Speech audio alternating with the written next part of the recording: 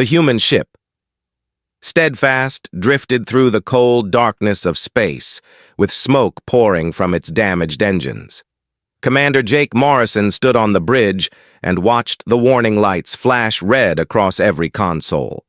3 hours ago, they had been escorting a diplomatic shuttle through the outer rim. Now they were crippled and alone. "How bad is it?" Jake asked his chief engineer. Lieutenant Amy Patterson looked up from her tablet with oil stains on her face and worry in her eyes. "Bad enough that we need a station. The reactor containment is holding, but if we push the engines any harder, we will be floating home in escape pods." Jake nodded and turned to his communications officer. "What is the nearest port?" "Velar Station," replied Ensign Pete Garcia. "Neutral territory, controlled by the Galactic Council. They accept all species." Jake had heard of Velar Station. It was one of the largest trading hubs in this sector of space, home to thousands of aliens from dozens of different worlds. Humans were still new to the galactic community, having only made first contact 15 years ago. Most aliens viewed them as curiosities at best and primitives at worst. "Send a distress signal," Jake ordered. "Tell them we need emergency repairs." The response came back within minutes. A scratchy voice belonging to an insectoid creature spoke through the speakers. "Human vessel steadfast. This is Overseer Xylith of Velar Station. You are cleared for emergency docking at Bay 14. Be advised that you must follow all station protocols during your stay." Jake thanked the Overseer and ended the transmission. He looked around the bridge at his crew of 43 humans. They were tired, scared, and far from home, but they were also determined. "All hands," Jake announced over the ship's intercom. "Prepare for docking. Engineering teams will wear full EVA gear with helmets in case of atmospheric complications. Everyone stays alert and stays together. We are guests here, so let us act like it."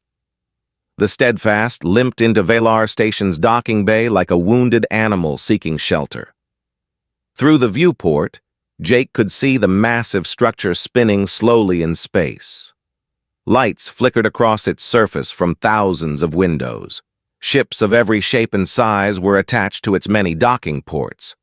Some looked like elegant birds made of silver metal. Others resembled ugly rocks with engines bolted on. None of them looked anything like human vessels. Amy Patterson led the first repair team off the ship. She wore her standard EVA helmet with its transparent visor and built-in communication system. Behind her walked 8 other engineers, all wearing identical gear. The helmets were nothing special by human standards. Every spacefaring human owned one. They provided air filtration, heads-up displays, short-range communications, and protection from vacuum. Simple survival equipment for a dangerous universe.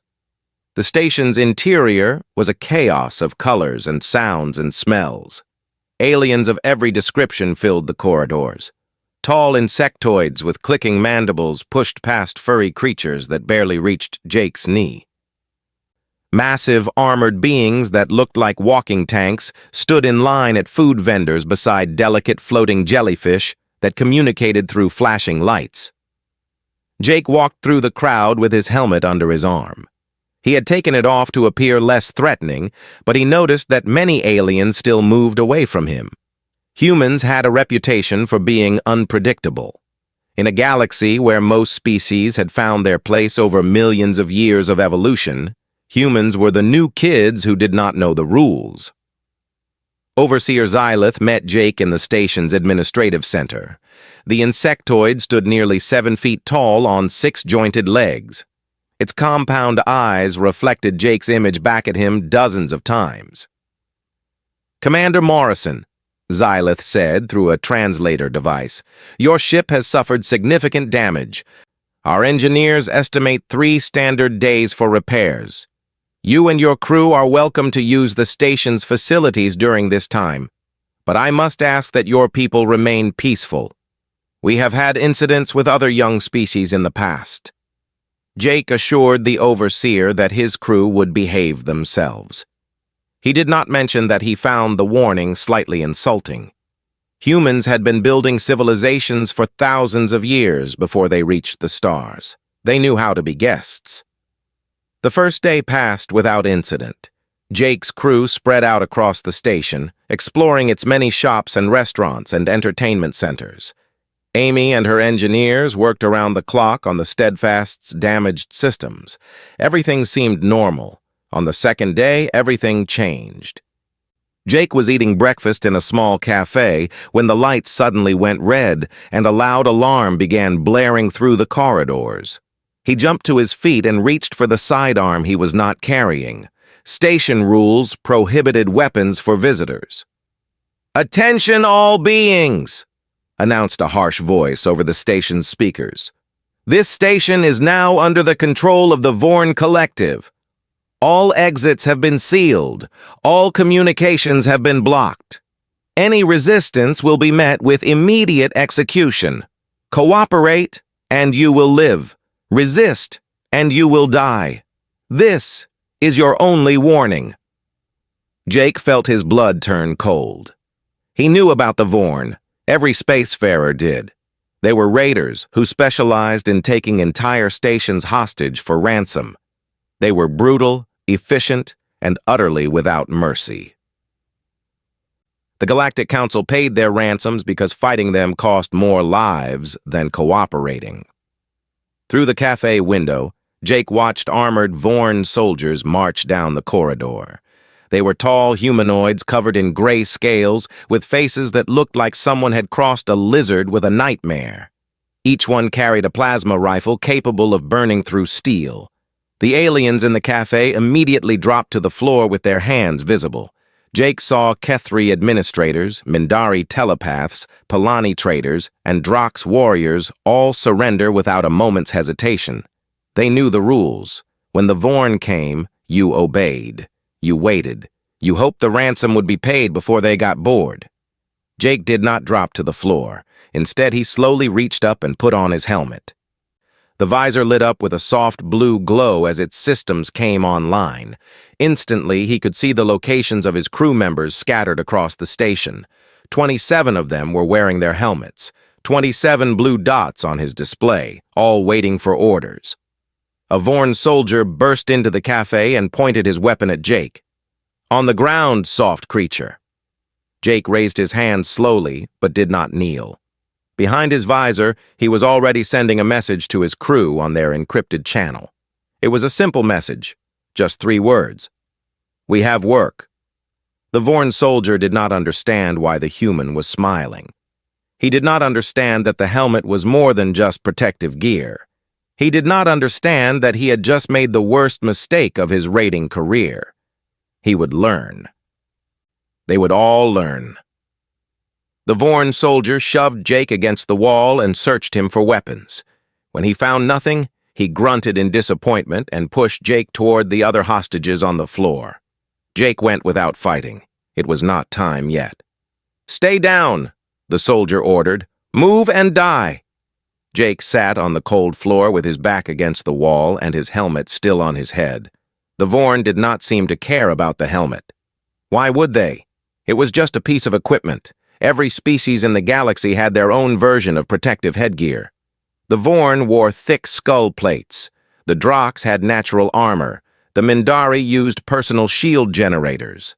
A simple human helmet was nothing worth worrying about. That was their first mistake.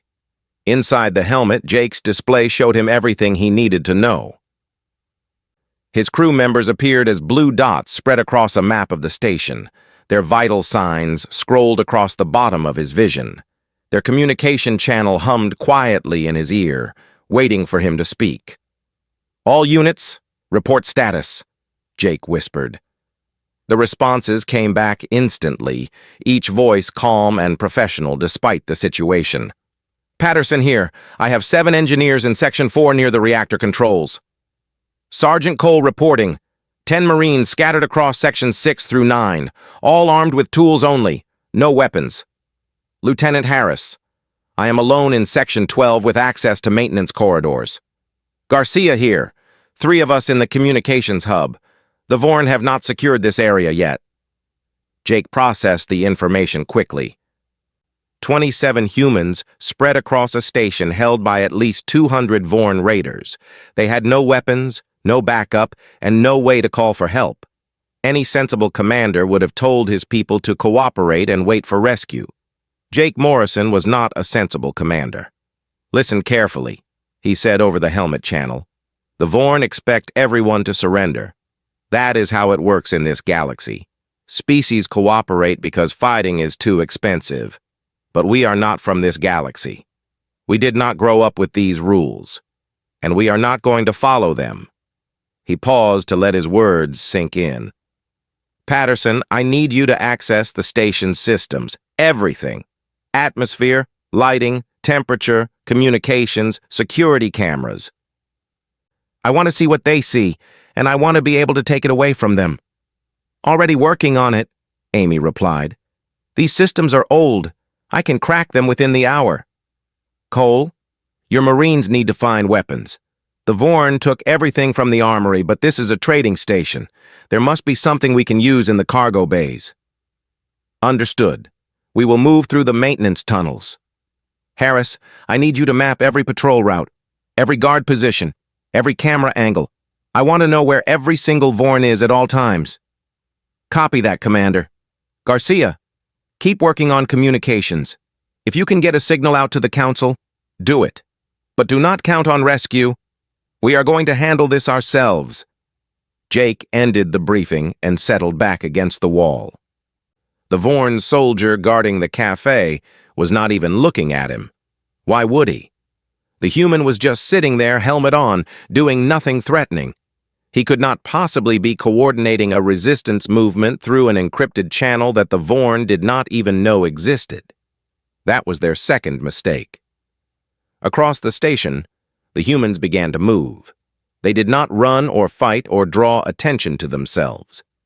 They simply walked through corridors, ducked into maintenance shafts, and gathered in small groups away from Vorn patrols. To anyone watching, they looked like frightened hostages trying to hide. In reality, they were hunting. Amy Patterson reached the station's primary computer core 45 minutes after the takeover began. The room was dark and abandoned. The Vorn had not bothered to secure it because they did not need to. They controlled the station through fear, not through technology.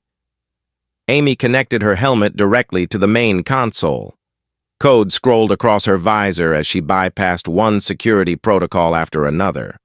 The station systems were ancient by human standards, designed by species that had never faced a real cyber attack. Within minutes, she had administrative access to everything. "Commander, I am in," she reported. "I can see every camera on the station. I can control atmosphere, lighting, temperature, and door locks. I can access their communications, too. They are using unencrypted radio. I can hear everything they say." "Excellent work. Feed the camera data to everyone's helmet display." "I want all of us to see what you see." The blue dots on Jake's map suddenly became much more useful. Now he could see not just where his people were, but where the enemy was, too. Red dots appeared across the station map, each one representing a Vorn soldier. He counted them quickly. 214. "Cole, what is your status on weapons?" "We found a cargo bay full of mining equipment. Plasma cutters, sonic drills, magnetic clamps, not designed for combat, but they will work." "Good enough. Arm your people and prepare to move on my signal." The Vorn commander was a scarred veteran named Kesax. He sat in the station's control room surrounded by his lieutenants, watching hostage feeds on multiple screens.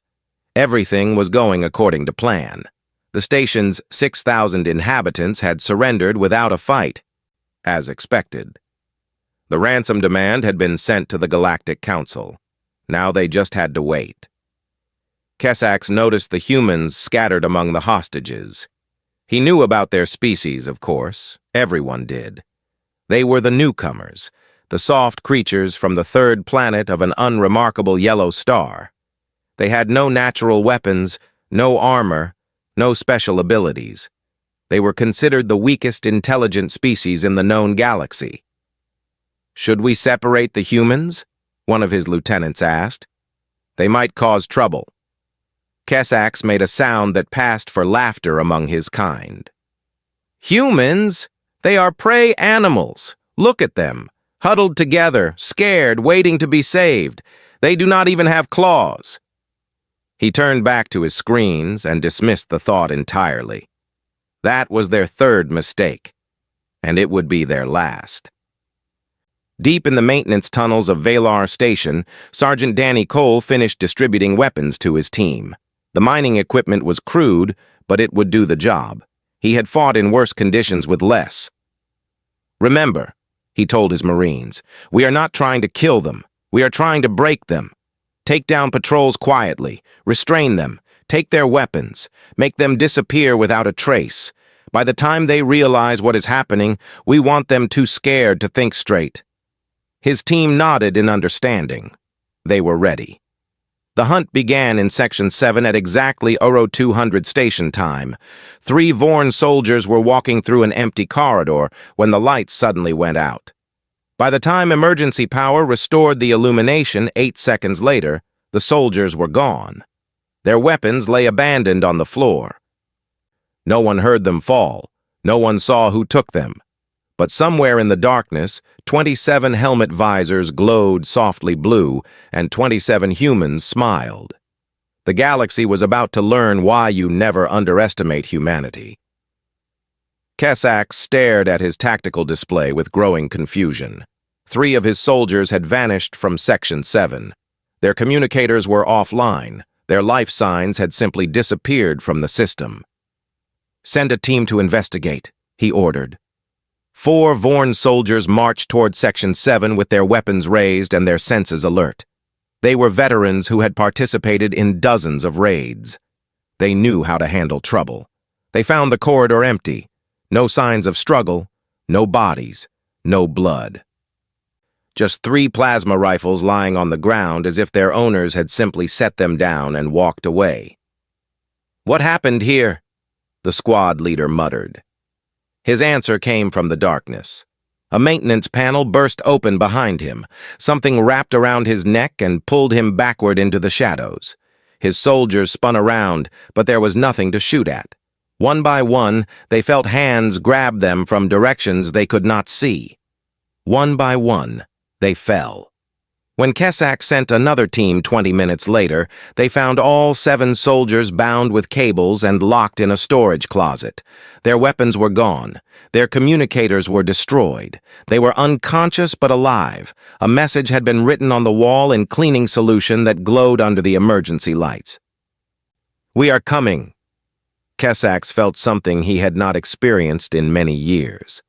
Fear. Across the station, Jake Morrison coordinated the attacks from his position in the cafe. He had not moved from his spot against the wall. The Vorn guard still stood nearby, completely unaware that the human sitting quietly on the floor was commanding a military operation through his helmet. Section 7 is clear, reported Sergeant Cole. 7 hostiles neutralized, recovered 4 plasma rifles and 3 stun batons. Section 12 reporting, added Lieutenant Harris. 2 patrols eliminated, 6 weapons captured. Section 4 secure, said Amy Patterson. I have locked down the reactor room. No Vorn can enter without my permission now. Jake watched the red dots on his display slowly disappear as his crew worked through the station.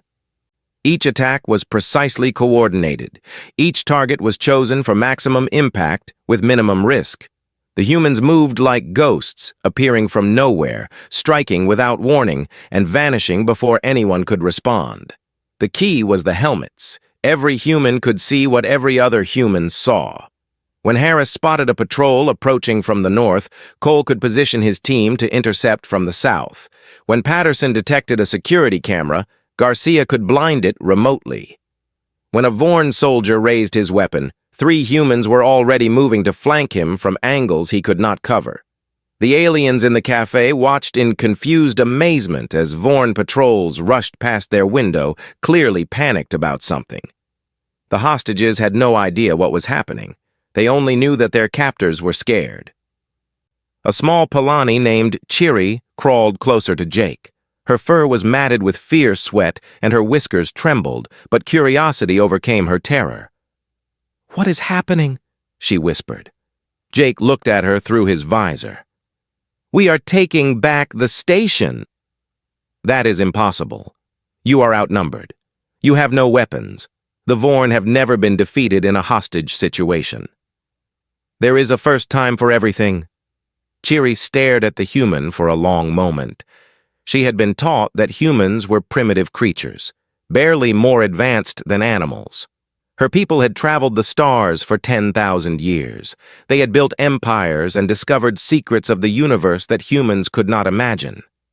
And yet, here was this soft, short-lived creature calmly telling her that he was going to defeat 200 armed raiders with nothing but a helmet and 26 friends. "You are insane," she said. Jake smiled beneath his visor. "Probably."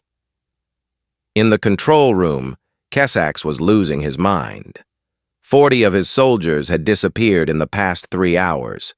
40, gone without a trace, their weapons taken, their bodies hidden somewhere in the massive station. He had sent scouts to find them, but the scouts kept vanishing too. "It is the humans," his lieutenant finally said. "It has to be. They are the only ones not accounted for." 27 humans against 200 Vorn? Kessax snarled. "That is ridiculous. They are the weakest species in the galaxy. They cannot even see in the dark." "Then explain what is happening." Kessax could not explain it. Nothing in his experience had prepared him for this. Every species he had ever raided understood the rules. You surrendered. You waited. You hoped. No one fought back because fighting back meant death. But these humans were not playing by the rules. "Pull everyone back to the main concourse," Kessax ordered. "Surround the hostages. If these humans want to fight, we will give them a choice. Stop or watch innocent beings die." It was the standard Vorn tactic for dealing with resistance. Put civilians between yourself and the enemy. Force them to choose between their mission and innocent lives. It had worked every single time. Jake received the news from Amy within seconds. The Vorn were consolidating their forces around the 6,000 hostages in the main concourse.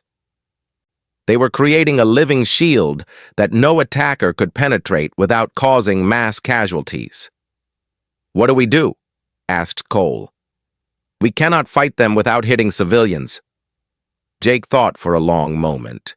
He looked at the tactical display on his visor, studying the positions of enemy and friend alike.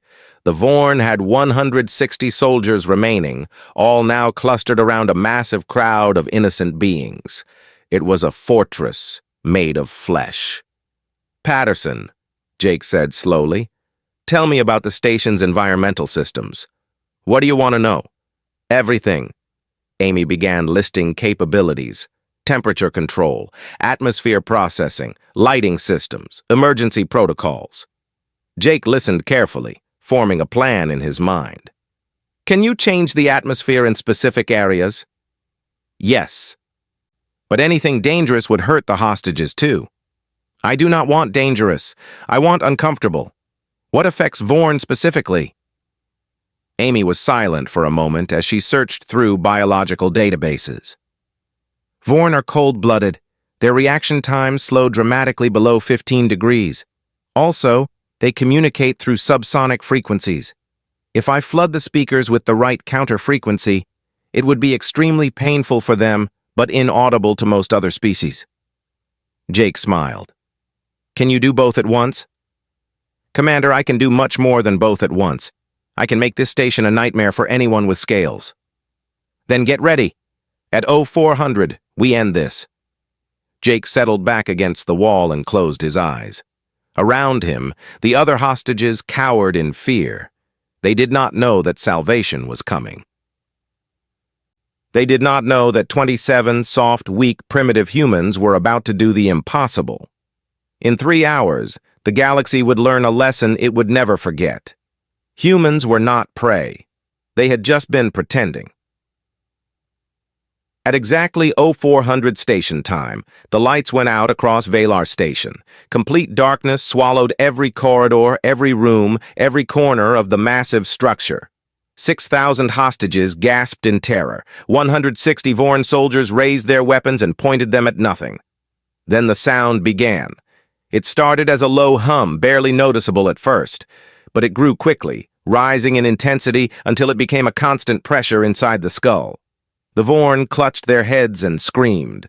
The frequency that Amy Patterson had chosen targeted their auditory systems with perfect precision. To humans and most other species, the sound was a mild annoyance at worst. To the Vorn, it was agony. Then the temperature dropped. The station's climate system had been designed to maintain a comfortable environment for hundreds of different species. Amy had reprogrammed it to focus all cooling power on the main concourse. Within minutes, the temperature fell from a comfortable 22 degrees to a frigid 10. The cold-blooded Vorn felt their muscles begin to stiffen. Their movements became slow and clumsy. Their thoughts grew foggy. Then the humans attacked. They came from everywhere at once, from maintenance hatches in the floor, from ventilation ducts in the ceiling, from service corridors that the Vorn had never bothered to guard. 27 humans moving in perfect coordination, each one knowing exactly where every other human was through their connected helmets. Sergeant Danny Cole led the main assault on the concourse. His team carried plasma rifles captured from fallen Vorn, but they were loaded with stun charges instead of lethal rounds. They hit the first line of defenders before the Vorn even realized they were under attack. Lieutenant Nicole Harris led a second team through the upper levels, targeting Vorn soldiers who had positioned themselves on elevated platforms.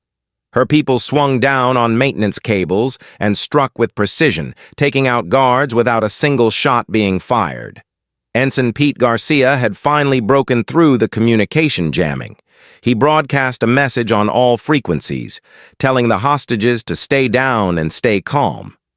Help was here. The nightmare was almost over. Jake Morrison walked calmly through the chaos toward the observation deck where Kessax had retreated. The Vorn commander had surrounded himself with his best soldiers, but even they were struggling against the cold and the noise. Their shots went wide. Their movements were sluggish. They could barely see in the emergency lighting that flickered red across the station. Jake could see perfectly. His helmet's display showed him everything in crisp detail. He could see heat signatures through walls. He could track enemy positions through their communicator signals. He could coordinate with his entire team through a simple thought. 2 Vorn soldiers stepped into his path. Jake did not slow down. He ducked under the first one's wild swing and delivered a precise strike to the nerve cluster behind its jaw. The creature dropped instantly. The second soldier tried to bring its rifle around, but Jake was already inside its guard. A quick combination of strikes left it unconscious on the floor. Jake had learned to fight in the military academies of Earth. He had trained against opponents faster than him, stronger than him, better armed than him. He had learned that speed and strength meant nothing against coordination and precision. A human who knew exactly where the enemy would strike could defeat any opponent, and a human wearing a helmet that told him where every enemy was at all times could not be stopped. The door to the observation deck slid open. Kessax stood in the center of the room with a plasma pistol pointed directly at Jake's chest. The Vorn commander was shivering from the cold, but his eyes still burned with fury. "Stop!" Kessax snarled. "One more step, and I will burn a hole through you." Jake stopped. He raised his hand slowly but did not remove his helmet. "Your soldiers have fallen," Jake said calmly. "Your communications are jammed. Your hostages are being rescued as we speak. It is over." "Over?" Kessax laughed bitterly. "You are one human. I am Kessax, commander of the Vorn Collective's 5th raiding fleet. I have destroyed entire colonies. I have broken species that were old when your kind was still living in caves. You think you can defeat me? I already have." Kessax pulled the trigger. Or tried to. His cold, stiffened finger moved too slowly. Jake had already moved, rolling to the side as the plasma bolt scorched the air where he had been standing. Before Kessax could fire again, Jake was on him. The fight lasted exactly 4 seconds. Kessax was bigger, stronger, and had decades more combat experience. But Jake could see the future. His helmet's predictive systems analyzed Kessax's body language and calculated his movements before he made them. Every punch, every kick, every desperate grab was anticipated and countered. Jake's final strike hit Kessax in the throat, not hard enough to kill, but hard enough to drop him. The Vorn commander collapsed to his knees, gasping for air that would not come. "How?" Kessax choked out. "You are nothing! Soft creatures, short lives, no claws, no armor, no strength! How?" Jake removed his helmet for the first time since the crisis began. He wanted Kessax to see his face. He wanted the Vorn to understand what had really happened here. "You saw our bodies and thought you knew what we were," Jake said. "You saw that we were weak as individuals and assumed we were weak together. But that is not how humans work." He held up the helmet so Kessax could see it clearly. "This helmet connects me to every other human on this station. When I see something, they see it. When I learn something, they learn it. When I plan something, they know exactly what to do. We do not fight as individuals. We fight as one organism with 27 bodies." Jake knelt down so he was eye level with the fallen commander. "Your people evolved as solitary predators. Mine evolved as pack hunters. We survived on a dangerous world not because we were strong, but because we worked together better than anything else that ever lived. This helmet does not give us new abilities. It just removes the barriers that kept us from using the abilities we always had." Jake stood up and put his helmet back on. "Tell your people," he said as station security finally arrived to take Kessax into custody. "Tell everyone. Humans are not prey. We never were. We just let you believe it because it was easier than explaining the truth." Kessax said nothing. There was nothing to say. In the main concourse, the last Vorn soldiers were surrendering to a combined force of human marines and grateful alien civilians. The hostages who had spent hours in terror were now cheering and crying and hugging creatures they had never met before. And at the center of it all stood Amy Patterson, her helmet visor reflecting the celebration around her, a small smile on her exhausted face. They had done it. 27 humans against 200 raiders, and now the entire galaxy would know what humanity was capable of. The news spread across the galaxy like wildfire. Every species with access to interstellar communications heard the story of Valar Station. 27 humans had defeated 200 Vorn raiders without a single hostage casualty. It should have been impossible. It should have been a legend. But the security footage was real, and it showed everything. The Galactic Council summoned an emergency session on their homeworld of Prime Central. Representatives from over 200 species filled the great amphitheater, a massive dome that could hold 10,000 beings from every corner of known space. They had gathered to discuss one question. What were they going to do about humans? Jake Morrison sat in the visitors' gallery with Amy Patterson beside him. Neither of them was wearing a helmet. They had been asked to attend as witnesses, but they both knew they were really there to be examined. The galaxy wanted to look at the creatures who had terrified them. Counselor Vethan rose to address the assembly. She was an ancient Mindari, a species known for their telepathic abilities and their long lives.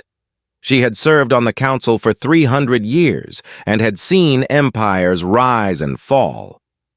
"Fellow representatives," she began, her voice echoing through the chamber, "we have all seen the recordings from Valar Station. We have all read the reports, and we have all asked ourselves the same question: how did this happen?" She gestured to a holographic display that appeared in the center of the chamber. It showed a human helmet, rotating slowly in the air. The answer is simpler than we expected. It is not genetic modification. It is not secret technology. It is not even superior training, though the humans are certainly well trained. The answer is this device. The helmet enlarged so everyone could see its details. Counselor Vethan continued her explanation. Human helmets are equipped with communication arrays, tactical computers, and sensory enhancement systems. These are not unusual features. Many species have similar equipment. What makes human helmets different is how they use them. The display changed to show a network diagram.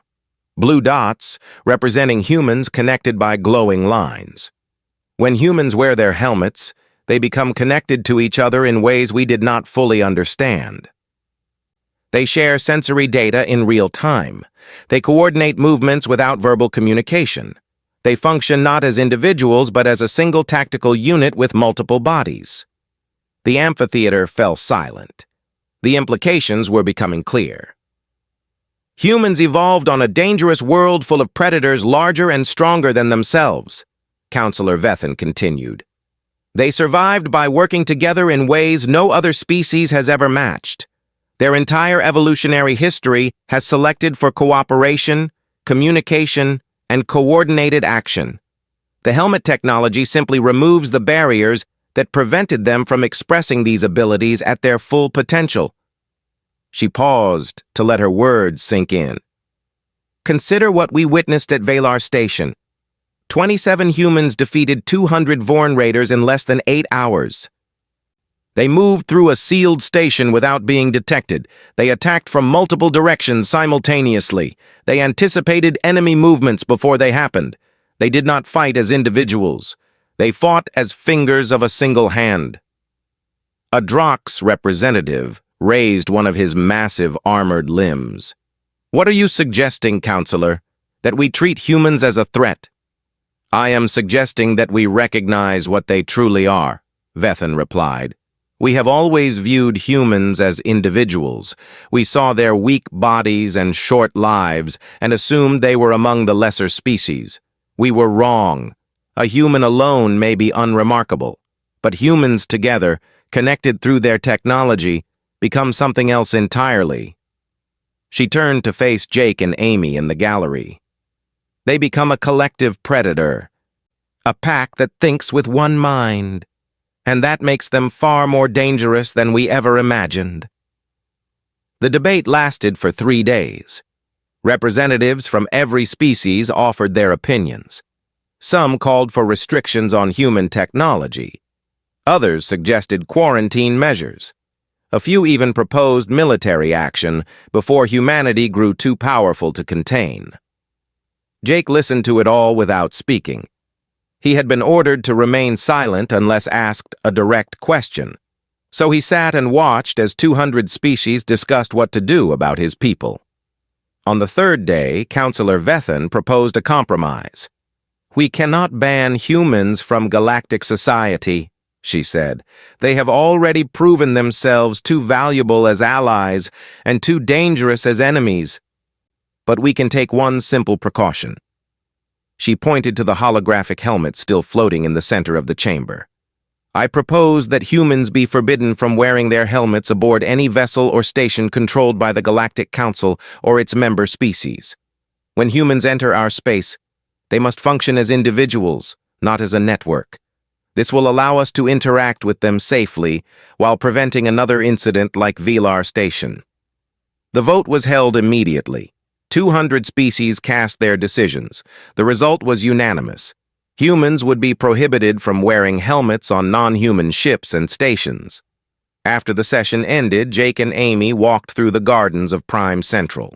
The alien plants around them glowed with bioluminescent light, and strange creatures flew through the purple sky overhead. They think they have solved the problem, Amy said quietly. They think taking away our helmets will make us safe. Jake nodded. They do not understand. The helmet was just a tool, a way to do faster what we were already going to do anyway. What happens now? Now? Jake smiled slightly. Now we go home and build something better. Something they cannot see. Something they cannot ban. Amy understood. The Galactic Council thought they were limiting human capabilities by forbidding helmets. They thought they were containing a threat. But all they had really done was show humanity what the galaxy feared. And when you showed humans a weakness in their armor, they did not get scared. They got creative. 50 years later, humans developed subdermal communication implants that were invisible to external scans. 100 years after that, they created quantum-entangled neural links that allowed instant coordination across interstellar distances. 200 years later, the concept of humans as individuals became almost quaint. They had evolved beyond the need for external devices entirely. Every few decades, the Galactic Council added new restrictions on human technology. Every few decades, humans found new ways around those restrictions. The helmet ban is still in effect today, over 1,000 years after the Valar Station incident. Humans still remove their helmets when boarding alien vessels. They smile politely and pretend to be individuals. They let the other species believe the old restrictions still matter. But everyone knows the truth. Humans were never a threat because of their helmets. They were a threat because of what they were. Pack hunters who refused to be prey. Problem solvers who saw every obstacle as an opportunity. A species that had spent millions of years learning how to work together against enemies that should have destroyed them. The galaxy had learned to fear humans wearing helmets. But the helmets had never been the point. The point was that humans faced with their limitations would always find a way to overcome them.